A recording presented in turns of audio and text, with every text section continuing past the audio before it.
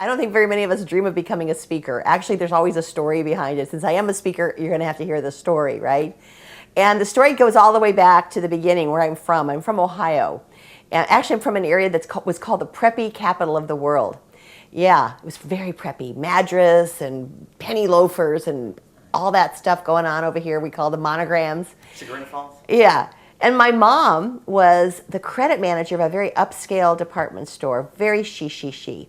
And when I was born, she went to work like right after I was born, the story goes, and she must have felt guilty. So any opportunity she had, she would bring me to the store, and I kind of became the store mascot. And so I had retail like in my blood. I moved to Houston. After college, I moved to Houston. I got a degree in education, but I really didn't use it because when I moved to Houston, I noticed that there were no preppies around. So it was like an opportunity for me to open a store. Retail was in my blood, so I opened my first store, and it was very successful. And so in the end, I had four stores. So I opened them in the early 80s, late 70s, early 80s, and things were going really well. Everybody was preppy now in Houston. Grandma, mom, little girls, everybody was shopping with me. And then, this is true, the first kind of little earth-shattering thing that happened was Madonna. Madonna came out with a song. This is interesting. I'd like to hear that. Yeah, right. Madonna was the ruination of my business. But the first thing happened was she came out with a song called Like a Virgin, and MTV had come out around the same time. So now young girls could look at MTV and they could see Madonna, and she wasn't preppy. She was wearing a bustier with the beauty mark, and they looked at Madonna and they looked at Grandma, and they said, "Mom, Grandma, I'm leaving. I'm going with Madonna." And girls went rock and roll. But I didn't really notice because the 80s were like this crazy time in business. Like we thought that the joy would never be over. You know, that pot of gold at the end of the rainbow was there for all of us. But you know what? That didn't stop me because I just worked harder. I didn't even really notice that I was losing half of my business to MTV and Madonna. So then the next incident, I don't want to call it a catastrophe because I didn't really know it was a catastrophe until I really looked back on it, was casual dress. You know, someone said it was Bill Gates' fault. I'm not sure. It was somebody up there in Palo Alto.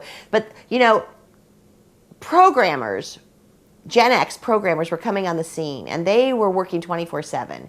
And this whole idea of let's make it comfortable for them became a trend. And this trend really took over the fashion business, and everybody was dressing casual for work. It was killing me. Women stopped ironing, right? Most of my clothes were 100% cotton, and they needed to be ironed. But women were not ironing. And so my shoppers started to dwindle. And I realized that really, for me, the sort of business I had, preppy was over. And I knew that I had to get out. And so I closed a couple stores. I actually sold one. And in the end, there I sat, you know, with what was I going to do with the rest of my life.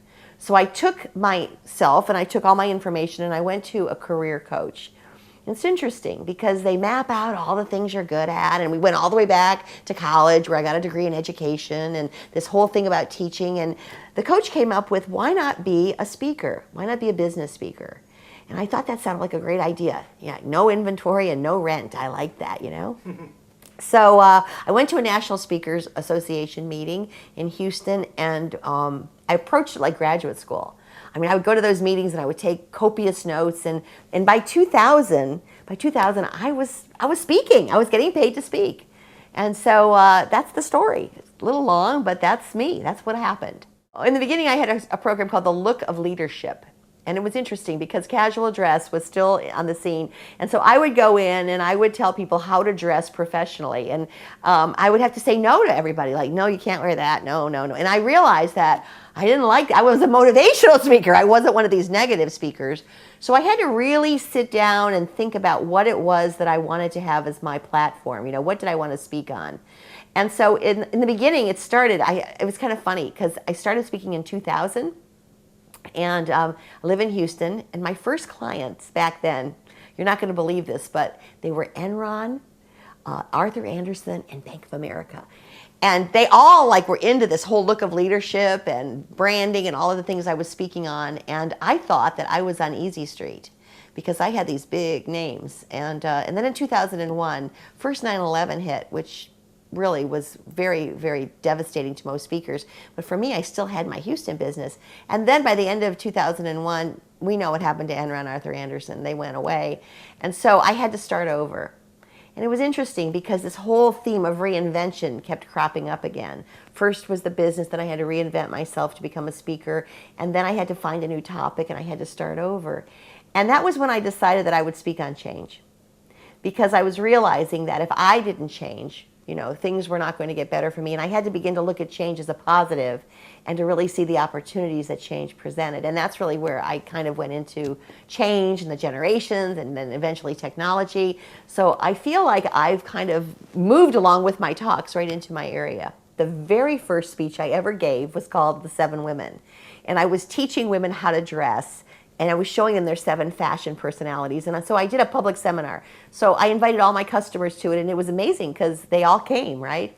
And so I had this idea back in 2000 on the 7 Women. And then my daughter Meredith graduated from school and got into the workforce. And she said, let's take that idea of the 7 Women Project and let's write a book about the 7 personalities that women have and how they can use these strengths and their talents in the workplace. And so we really got together and we wrote this book, and it's been amazing because she's from a different generation than I am. So it really kind of, how do I say this? It really kind of reinforced my speaking on the generations, because having to work side by side with my daughter, and she's in another generation, it really gave me a lot of insight into what people are dealing with at work. Not just coming from a speaker, but real firsthand. So we wrote the book, and I love speaking on the 7 Women Project because it's really about helping women understand that we're all connected and that we need to support each other, and it's a lot of fun. Well, I love speaking, and I love my audiences, and what a great job, because I feel like I'm being able to take all the things that I read about and learn, and also the experiences I have, and I feel like I'm actually helping people, showing them another way, So for me, I just keep growing and learning, and I take the talks that I already have and I add to them. So it's fun because I do love change, and it gives me an opportunity to keep changing and growing and moving. So I'm taking, like, for example, the Generations Project, which I started out in the beginning, just speaking on the different generations, and now we're talking about how do we attract the generations, how do we sell to the generations, working with the generations in healthcare. So it's given me an opportunity to really specialize and take what I've already worked with and really grow that idea even more. I love it, and I'm very lucky, and I'm very blessed for what I do. And hey, thanks for this interview.